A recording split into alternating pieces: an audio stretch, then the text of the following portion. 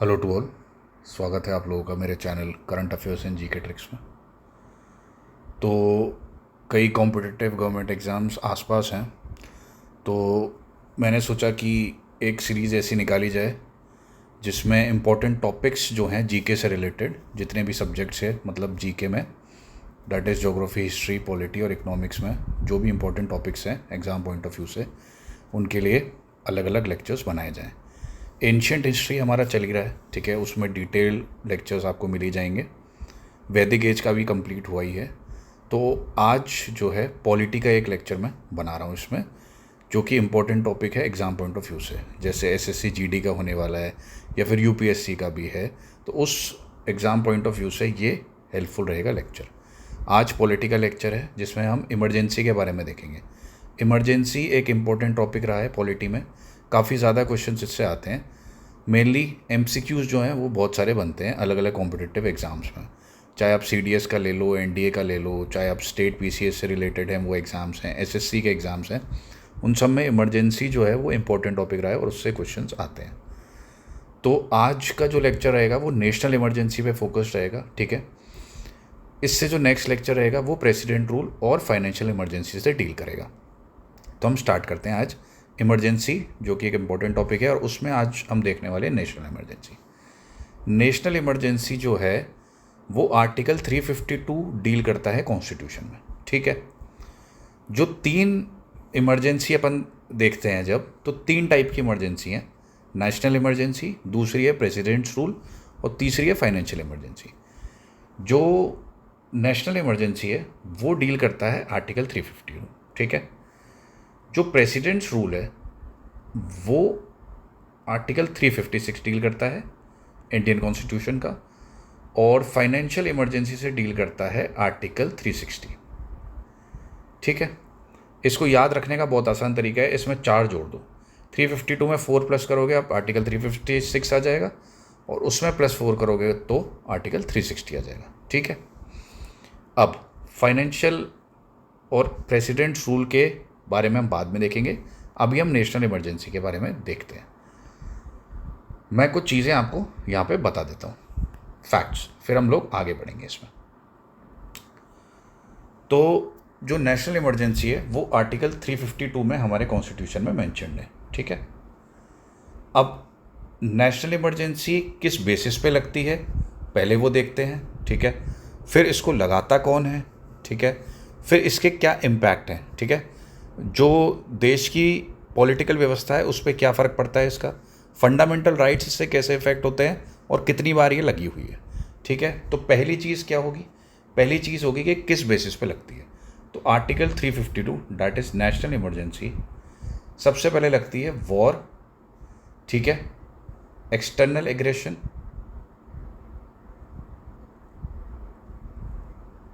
और armed rebellion के basis पे।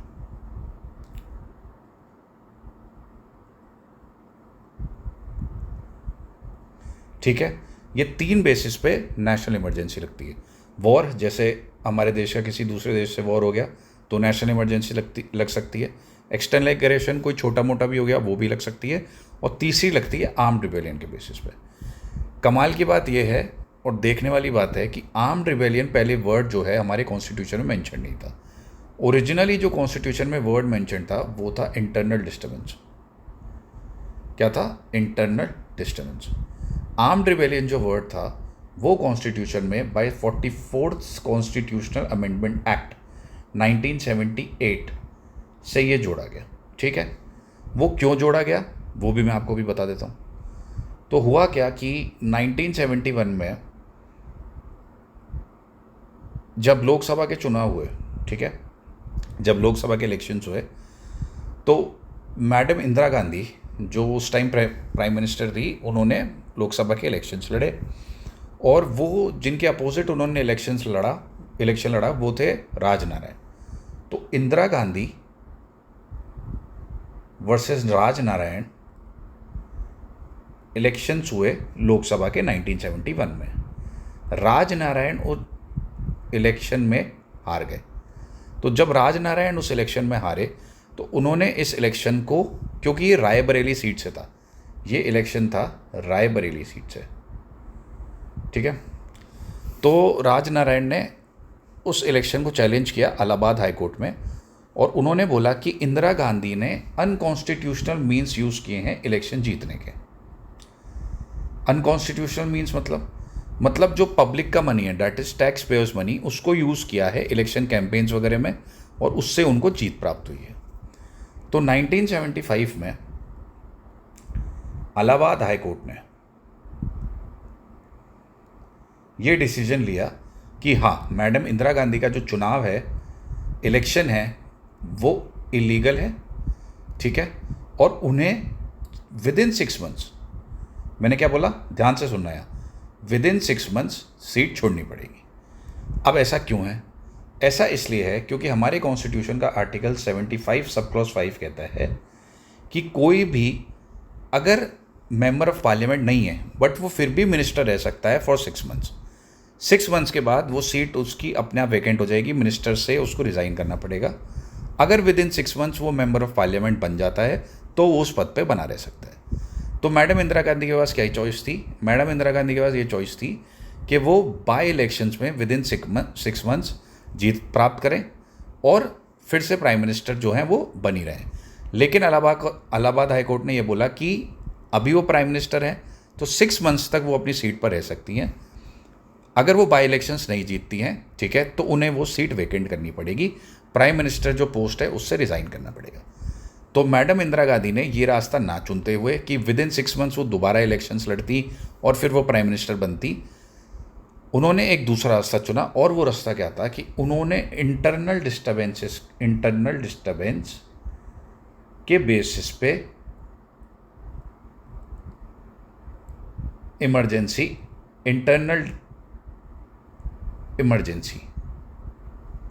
नेशनल इमरजेंसी के तहत ही उन्होंने ये डिक्लेयर करवा दी।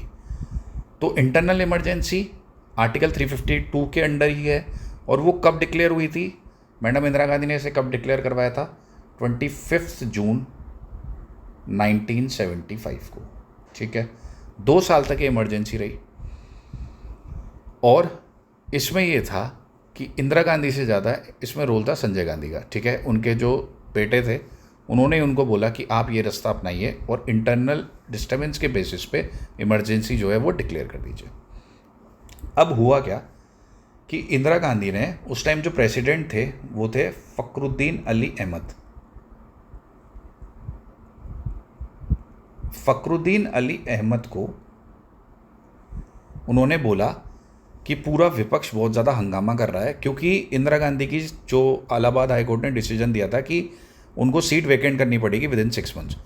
तो 6 महीने बाद तो जो विपक्ष था उसने बहुत हंगामा किया कि या तो मतलब काफ़ी ज़्यादा हंगामा हुआ, काफ़ी ज़्यादा रैलीज़ निकाली गई। तो उस बेसिस पे इंदिरा गांधी ने जो उस टाइम के प्रेसिडेंट थे उनको बोला कि बहुत ज़्यादा इंटरनल डिस्टर्बेंस हो रहा है देश में, तो आप ये लगा दीजिए, ठीक है। उस टाइम तो उन्होंने लगा दी, बट इसका इम्पैक्ट ये हुआ कि जब इमरजेंसी ओवर हुए 1977 के बाद तो वापस देश में चुनाव हुए। और जब देश में चुनाव हुए तो फर्स्ट टाइम कांग्रेस बहुत ज़्यादा बुरी तरीके से हारी थी और जनता दल उस टाइम बहुमत से जीती और फिर जनता दल की सरकार बनी। तो जो नेक्स्ट सरकार आई जनता दल की, उन्होंने 44th कॉन्स्टिट्यूशनल अमेंडमेंट एक्ट के थ्रू जो 1978 में लाया गया काफ़ी ज़्यादा चेंजेस किए। और उस चेंजेस जो वो किए थे उसमें से एक बहुत इंपॉर्टेंट चेंज ये किया गया कि अब सिर्फ प्राइम मिनिस्टर के कहने पे प्रेसिडेंट जो है वो डिक्लेयर नहीं कर सकते national emergency, written advice of the cabinet चाहिए, ठीक है। Written advice of the cabinet चाहिए।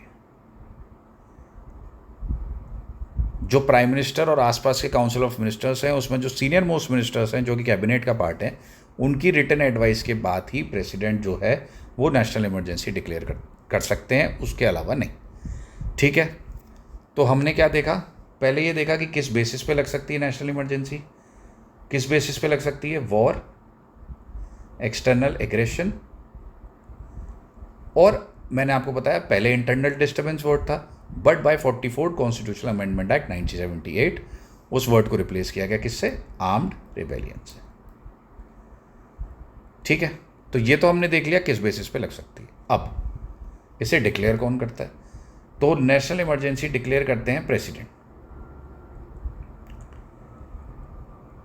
प्रेसिडेंट अपनी मर्ज़ी से, अपने प्लेजर से ये डिक्लेयर नहीं कर सकते। इसमें एडवाइस होती है, एड एंड एडवाइस किसकी? Prime minister and council of ministers की, ठीक है। तब उसके बाद प्रेसिडेंट जो है वो नेशनल इमरजेंसी डिक्लेयर कर सकते हैं अंडर आर्टिकल 352। अब इसमें ये देखने वाली चीज़ है कि जब इमरजेंसी डिक्लेयर कर देते हैं प्रेसिडेंट, तो 1 मंथ के लिए वो ऑपरेशन में आ जाती है, ठीक है। 1 मंथ के लिए वो डिक्लेयर हो सकती है, नेशनल इमरजेंसी 1 महीने के लिए लग जाती है। लेकिन अगर उसे बियॉन्ड 1 मंथ एक्सटेंड करना है तो पार्लियामेंट का अप्रूवल लेना पड़ता है। पार्लियामेंट का अप्रूवल लेना पड़ता है विद इन 1 मंथ, ठीक है। और वो अप्रूवल कैसे होगा? वो अप्रूवल लेने के लिए स्पेशल मेजॉरिटी से उसे पास करना पड़ेगा, ठीक है। तो प्रेसिडेंट ने डिक्लेयर करी, 1 महीने के लिए लग गई। अगर उस 1 महीने के बाद उसे एक्सटेंड करना है इमरजेंसी को, तो पार्लियामेंट का अप्रूवल लेना पड़ेगा। पार्लियामेंट का अप्रूवल मतलब लोकसभा का अलग और राज्यसभा का अलग। कैसे लेना पड़ेगा? Through special majority. Special majority का मतलब क्या हुआ? स्पेशल मेजॉरिटी का मतलब यहां पे ये हुआ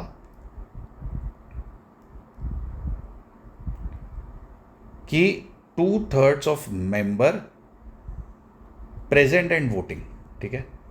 मतलब उस दिन जितने मेंबर्स आए हैं उनका 2/3 जो प्रेजेंट है और वो वोट कर रहे हैं वो, plus more than 50% of the total membership of the house, ठीक है, plus more than 50% of total membership of the house. इसे कहते हैं एब्सोल्यूट मेजॉरिटी। तो 2/3, more than 2/3 of present and voting plus more than 50% of total membership of the house, that is absolute majority. ये बनाती है special majority. तो इतने लोग अगर पास करेंगे तो पार्लियामेंट का अप्रूवल माना जाएगा। अब अगर पार्लियामेंट अप्रूवल दे देता है तो ये 6 मंथ्स के लिए एक्सटेंड हो जाती है, ठीक है। तो 1 महीने के लिए प्रेसिडेंट ने डिक्लेयर किया तब लगी, फिर पार्लियामेंट ने अप्रूव किया तो 6 महीने के लिए एक्सटेंड हो गई। अगर फिर बियॉन्ड 6 मंथ्स एक्सटेंड करना है तो अगेन पार्लियामेंट का जो है अब वो अप्रूवल लेना पड़ेगा 6 महीने का टेन्योर खत्म होने से पहले, और फिर से वही स्पेशल मेजॉरिटी से पार्लियामेंट इसे पास करेगा, ठीक है। ये हमने देख लिया। अब इसके बाद हम ये देखेंगे कि इसका क्या क्या असर होता है देश की जो पॉलिटिकल राज व्यवस्था है उस पर। तो हमने देख लिया कि भाई प्रेसिडेंट साहब ने डिक्लेयर की, 1 महीने के लिए लगी। एक्सटेंड करना है तो पार्लियामेंट अप्रूव करेगा, 6 महीने एक्सटेंड हो जाएगा। और एक्सटेंड करते करते ऐसे वो लाइफ टाइम तक एक्सटेंड, मतलब इंडेफिनिट टाइम तक एक्सटेंड हो सकता है अगर पार्लियामेंट हर 6 महीने बाद उसको अप्रूव करता है एक्सटेंशन के लिए, ठीक है। अब इसका इम्पैक्ट क्या होता है? तो इम्पैक्ट ये होता है कि जो स्टेट की विधानसभाएं, डैट इज असेंबलीज हैं, वो डिज़ोल्व नहीं होती हैं, ठीक है। वो डिज़ोल्व नहीं होती है। ये यहाँ पे बहुत इंपॉर्टेंट चीज़ है देखने लायक कि वो डिज़ोल्व नहीं होती हैं, बट जो यूनियन है वो बहुत ज़्यादा पावरफुल बन जाता है। जो भी डायरेक्शंस यूनियन स्टेट को देगा ना, वो स्टेट को मानना पड़ेगा। बहुत सेंट्रलाइज्ड सिस्टम आ जाता है। स्टेट असेंबलीज डिसॉल्व नहीं होती हैं, ठीक है। सीएम रहते हैं, काउंसिल ऑफ मिनिस्टर्स रहते हैं, बट वो वही करेंगे जो यूनियन उन्हें बोलेगा। सेंट्रलाइज सिस्टम आ जाता है बिल्कुल। पॉलिसीज़ भी सेंटर ही बनाता है उस समय, ठीक है। अब मैंने आपको बताया कि वॉर और एक्सटर्नल एग्रेशन में तो ये चीज़ हो गई। अगर आर्म्ड रिबेलियन, जो कि पहले इंटरनल डिस्टर्बेंस वर्ड था, अगर उसमें आपको इमरजेंसी लगानी है, डिक्लेयर करनी है, तो ये 44th कॉन्स्टिट्यूशनल अमेंडमेंट एक्ट से 1978 से ये जोड़ा गया कि written advice of the cabinet necessary है। रिटन एडवाइस जो है कैबिनेट की वो मैंडेटरी है, तभी प्रेसिडेंट जो है वो नेशनल इमरजेंसी डिक्लेयर कर सकते हैं, ठीक है। 2 इंपॉर्टेंट आर्टिकल्स हैं यहाँ, आर्टिकल 358 और आर्टिकल 359। आर्टिकल 358 ये बोलता है कि अगर नेशनल इमरजेंसी वॉर या एक्सटर्नल एग्रेशन के बेसिस पे लगती है तो एक फंडामेंटल राइट है, that is article 19, right to freedom, वो ऑटोमेटिकली सस्पेंड हो जाएगा, ठीक है। आपको कुछ करने की ज़रूरत नहीं है। और अगर वो इंटरनल डिस्टर्बेंस के बेसिस पे है तो आर्टिकल 19 सस्पेंड नहीं होगा, और आर्टिकल 19 किससे डील करता है? आर्टिकल 19 डील करता है फ्रीडम राइट से, जो कि फंडामेंटल राइट का पार्ट है, जो कि है right to speech, right to assemble, right to freedom of movement, ठीक है, और right to residence, right to occupation. ये 4-5 राइट से डील करता है राइट टू फ्रीडम। ये ऑटोमेटिकली सस्पेंड हो जाता है, ठीक है। ये आर्टिकल 358 में दिया हुआ है। कब होगा? जब एक्सटर्नल एग्रेशन या वॉर पे लगेगी, इंटरनल डिस्टर्बेंस के समय ये नहीं होगा, ठीक है। आर्टिकल 359 क्या बोलता है? आर्टिकल 359 ये बोलता है कि प्रेसिडेंट जो फंडामेंटल राइट्स डिक्लेयर करेंगे कि ये सिर्फ ये सस्पेंड हो रहे हैं, वही सस्पेंड होंगे, हर फंडामेंटल राइट सस्पेंड नहीं होगा। तो प्रेसिडेंट डिक्लेयर करके बताएंगे कि हाँ, आर्टिकल 19 के अलावा ये फंडामेंटल राइट हम सस्पेंड करें। इसके अलावा एक इंपॉर्टेंट चीज़ कि आर्टिकल 20 और आर्टिकल 21 कभी भी सस्पेंड नहीं होंगे। ये दोनों आर्टिकल्स जो हैं वो कभी भी सस्पेंड नहीं होते हैं। ये किससे ऐड किया गया था? ये 44th कॉन्स्टिट्यूशनल अमेंडमेंट एक्ट 1978। तो आप देख रहे हो 44th कॉन्स्टिट्यूशनल अमेंडमेंट एक्ट की क्या इंपॉर्टेंस है यहाँ पे इमरजेंसी में। ध्यान से देखिएगा, एक चीज़ जो मैं बता रहा हूँ एग्जाम पॉइंट ऑफ व्यू से बहुत ज़्यादा इंपॉर्टेंट है, एमसीक्यूज इससे बहुत ज़्यादा बन सकते हैं, ठीक है। तो अपन ने जो है वो इतना ये चीज़ें देख ली। अब हम इसे पीडीएफ के थ्रू देख लेते हैं। तो national emergency in India, article 352। National emergency extraordinary provision है इंडियन कॉन्स्टिट्यूशन का, that allows a central government to assume greater powers. मैंने कहा यूनियन पूरा सेंट्रलाइज सिस्टम हो जाता है during situations that threaten the security and stability of the country. It is commonly called the emergency provision of the constitution, mainly governed by part 18, articles 352 to 360, ठीक है। तो ये कॉन्स्टिट्यूशन के part 18 में दिया हुआ है और आर्टिकल्स 352 से 360 मैंने आपको बता ही दिया। 352 नेशनल इमरजेंसी है, 356 प्रेसिडेंट रूल है और 360 फाइनेंशियल इमरजेंसी है। Meaning of national emergency. National emergency is declared when the security of India or any part of it is threatened by war, external aggression, armed rebellion. This provision is mentioned under Article 352. ठीक है, मैंने अभी आपको ये चीज़ बताई कि 3 जो grounds हैं उन बेसिस पे लग सकती है, that is war, external aggression and armed rebellion. Before the 44th constitutional amendment the term internal disturbance was used instead of armed rebellion. 44th constitutional amendment act के बाद ही वो वर्ड आर्म्ड रिबेलियन बना, ठीक है। 44वें संविधान संशोधन के बाद ही इंटरनल डिस्टर्बेंस वर्ड को आर्म्ड रिबेलियन से रिप्लेस किया था। ग्राउंड्स क्या है डिक्लेरेशन के? The president can declare national emergency. देखिए कौन डिक्लेयर करता है? प्रेसिडेंट। इफ ही और she is satisfied that India security is threatened by. ये प्रेसिडेंट का पर्सनल सेटिस्फैक्शन नहीं है, ये रिटन एडवाइस है या फिर 8N एडवाइस है। किसकी? काउंसिल ऑफ मिनिस्टर्स की। काउंसिल ऑफ मिनिस्टर्स प्रेसिडेंट को एडवाइस करेंगे और वो नेशनल इमरजेंसी लगाएंगे। ये प्रेसिडेंट साहब की पर्सनल सेटिस्फैक्शन नहीं है, ये ध्यान रखना इंपॉर्टेंट है। किस बेसिस पे लगेगी? डिक्लेरेशन का ग्राउंड्स क्या है? War, an actual war between India and other country, external aggression, attack और threat from other country even without formal war, और आर्म्ड रिबेलियन। आर्म्ड रिबेलियन में organised violent uprising against the government within the country, ठीक है। Procedure for declaration of emergency, written advice of the cabinet. Again this safeguard was added by the 44th constitutional amendment act 1978। क्यों हुआ था वो मैंने पूरी कहानी उसके पीछे की आपको बता दी, ठीक है। The prime minister and cabinet must give written advice to the president. ये देखिए प्रेसिडेंट का पर्सनल सेटिस्फैक्शन नहीं है, प्राइम मिनिस्टर कैबिनेट उसे एडवाइस करते हैं। Proclamation by the president issues a proclamation declaring emergency. Next, parliamentary approval. The proclamation must be approved by both the houses of the parliament by special majority. देखिए यहाँ पे लिखा होगा, ठीक है। लोकसभा पहले करता है, राज्यसभा फिर करता है, मतलब दोनों में से कोई भी कर सकता है, एक के बाद एक, और ये स्पेशल मेजोरिटी से होता है। अब इसमें एक चीज़ देखने वाली बात है कि ये दोनों हाउस जो हैं पार्लियामेंट के अप्रूव करेंगे विद इन 1 मंथ, ठीक है। विद इन 1 मंथ भी ये अप्रूव करेंगे, उसके बाद जो है वो एक्सटेंड हो जाएगी before the 44th amendment the limit was 2 months। ठीक है, ये भी 44th कॉन्स्टिट्यूशनल अमेंडमेंट एक्ट से जोड़ा गया है। उससे पहले 2 महीने थी लिमिट, बट अब with in 1 month parliament approval देगी, तभी वो 6 months के लिए एक्सटेंड होगी।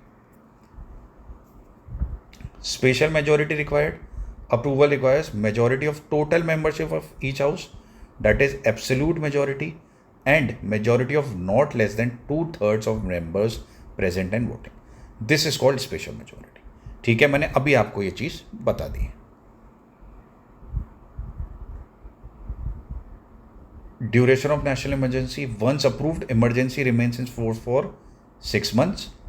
It can be extended repeatedly for another 6 months each time with parliamentary approval. There is no maximum limit on extension. Indefinite time के लिए, indefinite time के लिए ये extend हो सकती है। ठीक है, शर्त ये है कि हर 6 महीने में पार्लियामेंट अप्रूव करेगा। अब इमरजेंसी अगर हटानी हो, नेशनल इमरजेंसी आपने लगा तो दी है, अगर हटानी हो तो कैसे कर सकते हैं? Emergency can be removed by the president at any time through another proclamation. अब ज़रूरी नहीं है कि पार्लियामेंट ही अप्रूव करे, प्रेसिडेंट साहब भी प्रोक्लेमेशन के थ्रू हटा सकते हैं कि हाँ अब कंडीशन सही है, अब इमरजेंसी की ज़रूरत नहीं है, तो प्रोक्लेमेशन के थ्रू प्रेसिडेंट रिमूव कर सकते हैं। लोकसभा इससे रिवोक कर सकता है। लोकसभा कैसे रिवोक कर सकता है? लोकसभा ऐसे रिवोक कर सकता है कि 1/10 मेंबर्स जो हैं लोकसभा में, वो एक रेजोल्यूशन पेश करेंगे लोकसभा में, और वो जो रेजोल्यूशन जो 1/10 मेंबर्स ने पेश किया है, वो रेजोल्यूशन अगर सिंपल मेजॉरिटी से वो रेजोल्यूशन पास हो जाता है तो नेशनल इमरजेंसी रिवोक हो जाती है। ठीक है, ये देखिए यहाँ पे लिखा हुआ है कि Lok Sabha can force revocation if at least 1/10 members give written notice, a special sitting is held, simple majority passes resolution disapproving emergency। Simple majority का मतलब क्या हो गया कि more than 50% present and voting. ठीक है, ये मतलब हो गया सिंपल मेजोरिटी का। This safeguard was introduce by the 44th constitution amendment act. मैंने आपको फिर से बताया, ये देखिए आप लोग कि 44वें संशोधन अधिनियम जो 44th कॉन्स्टिट्यूशनल अमेंडमेंट एक्ट है, उसकी क्या इंपॉर्टेंस है, यहाँ पे कितने ज़्यादा प्रोविजंस जो थे इंपॉर्टेंट जोड़े गए थे नेशनल इमरजेंसी से रिलेटेड। इफेक्ट क्या है नेशनल इमरजेंसी का? First, effect on centre state relations, the centre becomes very powerful, मैंने आपको बताया इसमें। Executive powers, union government can direct states on any matter, और उसे मानना पड़ेगा। लेजिस्लेटिव पावर्स क्या है? Parliament can make laws on state list subjects. विधानसभाएं हैं, लेजिस्लेटिव असेंबलीज ऑफ स्टेट्स हैं, उन्हें डिसॉल्व नहीं किया गया है, लेकिन पार्लियामेंट स्टेट लॉज बना सकती है। यहाँ पे लेजिस्लेटिव असेंबली सिर्फ रहेगी, वो स्टेट लॉज नहीं बनाएगी। ठीक है, parliament can make laws on state list subjects. Financial powers, president can modify distribution of revenues between centre and states. जैसे भी जो इकोनॉमिक कंडीशन होती है उस टाइम देश की, उस हिसाब से, उस बेसिस पे जो है वो प्रेसिडेंट साहब रेवेन्यूज़ का बंटवारा देख सकते हैं जो भी सेंटर ऑफ स्टेट्स में होता है। Effect on fundamental rights, 2 important articles are related to suspension of fundamental rights. मैंने आपको बता दिया है आर्टिकल 358, जिसमें सस्पेंशन ऑफ आर्टिकल 19 देखा जाता है। During emergency declare due to war और एक्सटर्नल एग्रेशन। ठीक है, the freedoms under article 19 automatically remain suspended. ठीक है, तो आर्टिकल 358 में जब नेशनल इमरजेंसी हो, आर्टिकल 19 का सस्पेंशन हो जाता है अपने आप। कब? वॉर या एक्सटर्नल एग्रेशन की स्थिति में। फ्रीडम्स जो है under article 19 automatically remain suspended. These freedom include freedom of speech, freedom of movement, freedom of assembly, freedom of residence, freedom of occupation etcetera. ठीक है, और फ्रीडम ऑफ, ये सारे हो गए। ठीक है, जितने भी। अब इंपॉर्टेंट पॉइंट क्या है कि after the 44th constitution amendment act, जो मैंने आपको बता दिया है, article 19 can be suspended only in case of war, external aggression, but not during armed rebellion. ठीक है, ये मैं आपको बता चुका हूं ऑलरेडी। ये भी 44th कॉन्स्टिट्यूशन अमेंडमेंट एक्ट से जोड़ा गया था।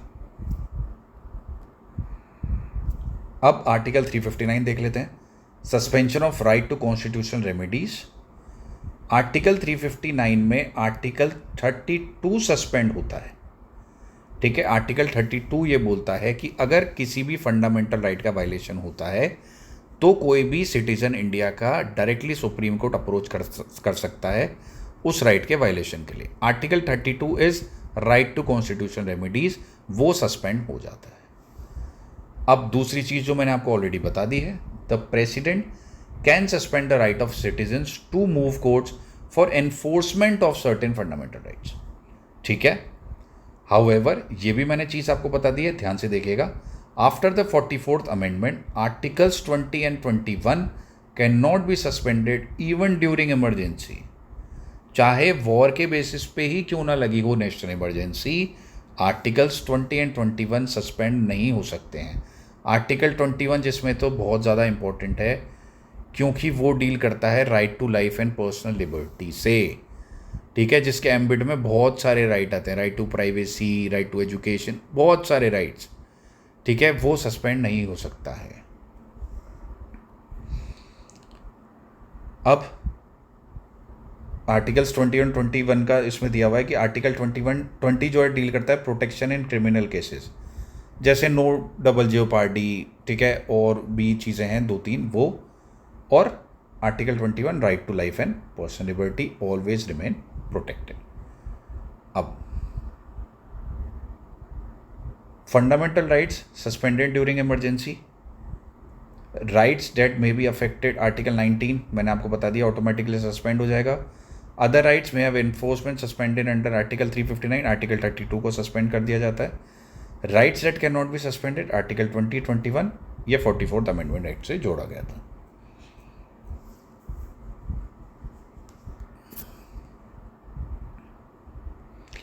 अब ये इंपॉर्टेंट टॉपिक है, ठीक है, उससे पहले मैं आपको कुछ बता देता हूँ। कितनी बार जो है इमरजेंसी हमारे देश में डिक्लेयर हो चुकी है,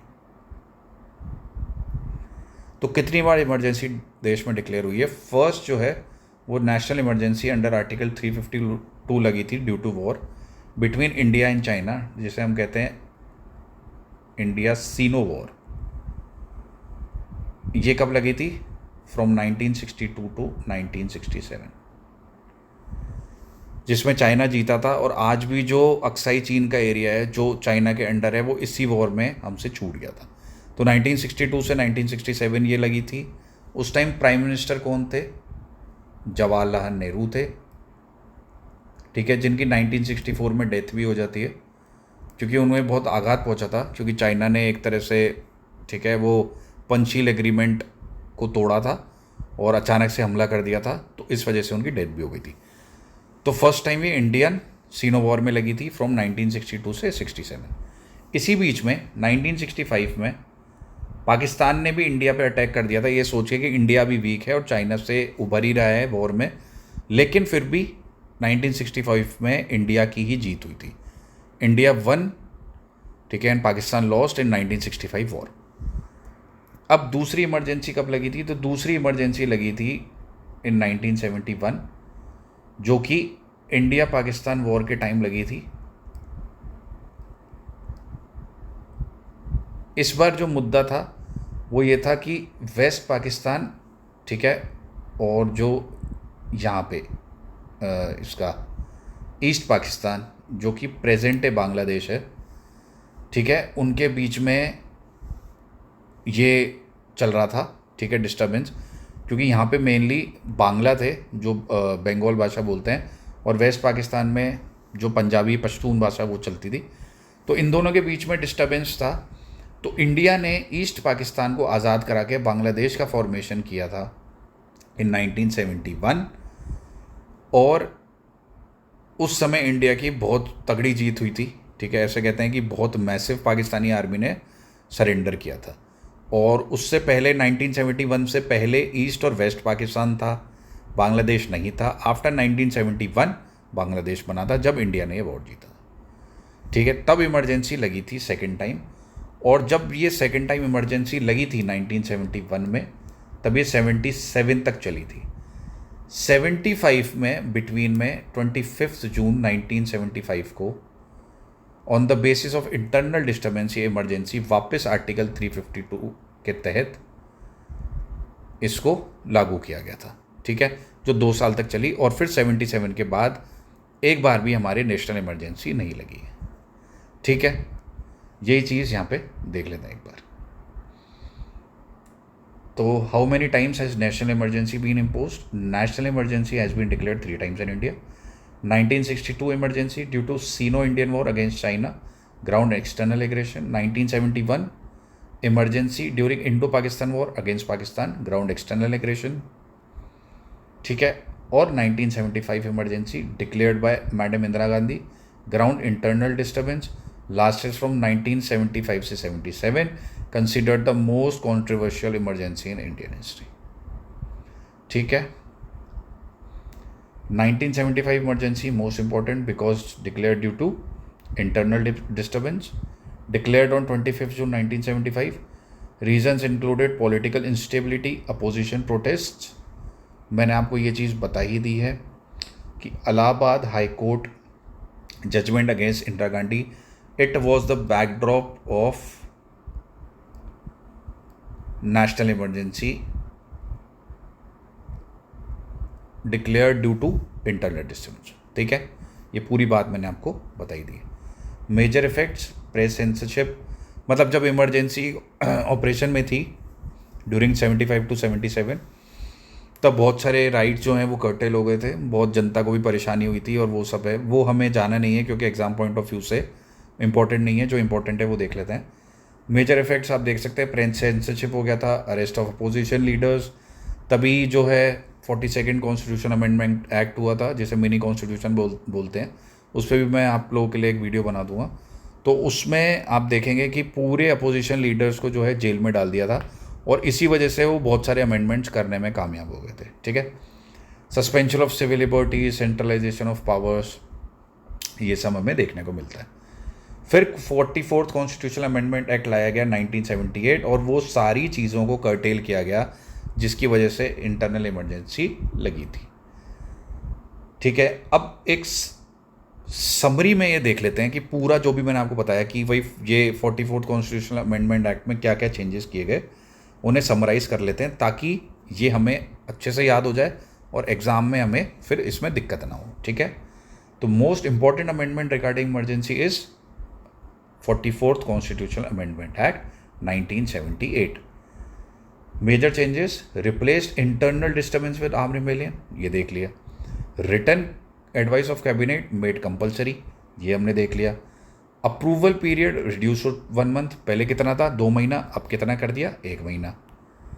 ठीक है, safeguard for revocation added, articles 20 and 21 protected, article 19 suspension limited only to war external aggression. ठीक है, अब इंटरनल डिस्टर्बेंस के बेसिस पे आर्टिकल 19 को सस्पेंड नहीं कर सकते। This amendment restored democratic safeguards after 1975 emergency. But इसकी इंपॉर्टेंस भी है। तो इंपॉर्टेंस क्या है? Importance of national emergency, despite criticism, emergency provisions are important because they protect national security. ठीक है, कभी अगर वॉर हो जाता है तो सेंट्रलाइज टेंडेंसी हो जाती है स्टेट की, जो कि बहुत ज़रूरी है, किसी भी कंट्री के लिए। Help maintain unity and integrity, enable quick action during war और serious threats.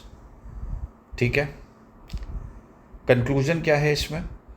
National emergency is one of the most powerful provisions of the Indian constitution.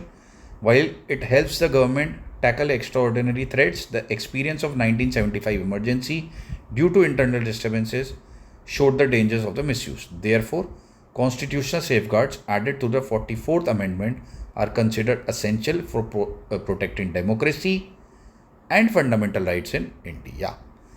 ठीक है, तो यहाँ आज का लेक्चर होता है खत्म। आई होप आपको अच्छे से क्लैरिटी मिल गई होगी नेशनल इमरजेंसी पे। ठीक है, ये इंपॉर्टेंट टॉपिक है किसी भी कॉम्पिटिटिव एग्ज़ाम से रिलेटेड, तो इसे दोबारा देखिएगा। और कोई डाउट हो तो प्लीज़ कमेंट सेक्शन में मुझसे पूछिएगा आप लोग। ठीक है, इसके बाद हम लोग प्रेसिडेंट रूल और फाइनेंशियल इमरजेंसी के बारे में देखेंगे नेक्स्ट लेक्चर में, डैट इज़ इमरजेंसी पार्ट 2 में। ठीक है, तो मिलते हैं नेक्स्ट लेक्चर में।